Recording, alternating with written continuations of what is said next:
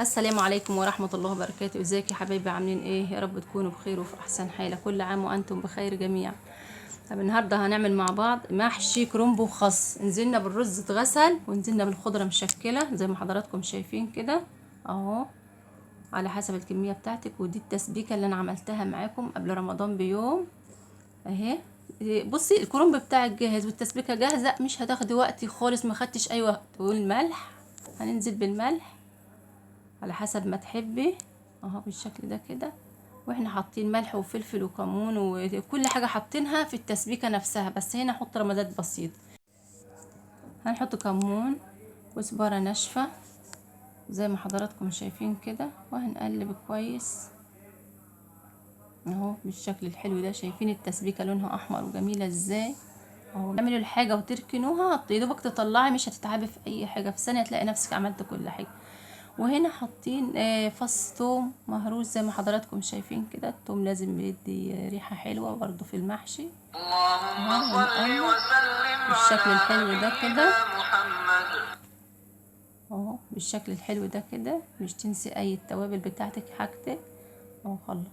خلصت الحلة بتاعتنا. المحشي ده ورق خس انا عملته مشكل اهو بالشكل الحلو ده. انا مش بحب اعمله حجبات، انا بحب اعمله صوابع زي المحشي زي الكرنب بالظبط بالشكل الحلو ده كده. وهنحشي. والله كان جميل جميل جميل الفطار. يا ريت تجربوا طريقتي، مش هتندموا ابدا.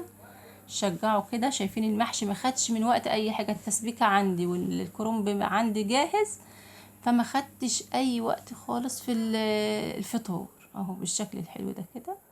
وهنحشي كل الكمية بتاعتنا على قدك، يوم بيوم. اعملي يوم بيوم زي ما انا عملت حلة صغيرة تكفيكي يعني الفطار، عشان كل يوم المحشي لما بيقعد عيالي صراحة ولادي ما بياكلوش خالص تاني يوم اهو بالشكل الحلو ده كده. وترص حلتك وبالهنا والشفا. والله كان الاكل خطير.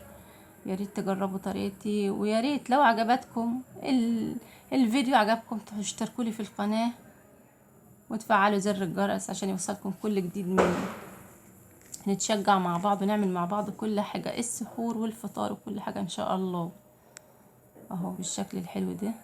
وما تنسوش يا جماعة تدعوا لفلسطين، ربنا يا رب ينصرهم يا رب نصرا عجيب تتعجب فيه اهل السماوات والارض. وحشينا المحشي زي ما حضراتكم شايفين. ادي اللي عملناه كده، حشيناه وخلصنا. وادي دكر البط انا نقعته بملح ودقيق وليمون وخل وكل حاجة اهو بالشكل الحلو ده كده. نزلنا ببصلاية مبشورة وهنعمل الرز بتاع حشوة دكر البط. بصلاية مبشورة هنقلبها تدبل معانا، وهننزل بالفلفل اسمر. ضفنا الفلفل الاسمر زي ما حضراتكم شايفين كده. وهنكمل التوابل وقرفة، نص معلقة قرفة صغيرة عشان تبقى الحشوة طعمها حلو اهو. والملح. وهنقلب كويس كده. دي الحشوة بتاعت دكر البط اهو بالشكل الحلو ده كده. وهننزل بالرز نغسله ونصفيه كويس. وهننزل اللهم بالرز صل بالشكل ده. وسلم على نبينا محمد. ننزل بالرز ونقلب كويس كده لحد ما نخلي الرز يعني الحبات تبقى مفلفلة كده. وهننزل اهو بالشكل الحلو ده كده. وهننزل بنص كوباية شاي صغيرة مية سخنة. مش هنسوي الرز، لا، هنخلي المية يا دوبك البسيطة دي تتشرب والرزاية بتاعته تكبر. وهنحشي عشان يستوي. على ما يستوي دكر البط ايه يكون استوى الرز اهو بالشكل ده. دكر البط ده يا جماعة كبير قوي، ايه حوالي 4 كيلو ونص. ده بعتهولي حماتي ربنا يخليها لي يا رب اهو بالشكل ده. عشان كده الحشوة يعني ايه دكر كبير. وانا علشان يستوي معاكي لازم تخرميه علشان كله يستوي كويس معاكي اهو بالشكل الحلو ده. ومش تكبسي الرز قوي علشان ما يتعجنش في بعض.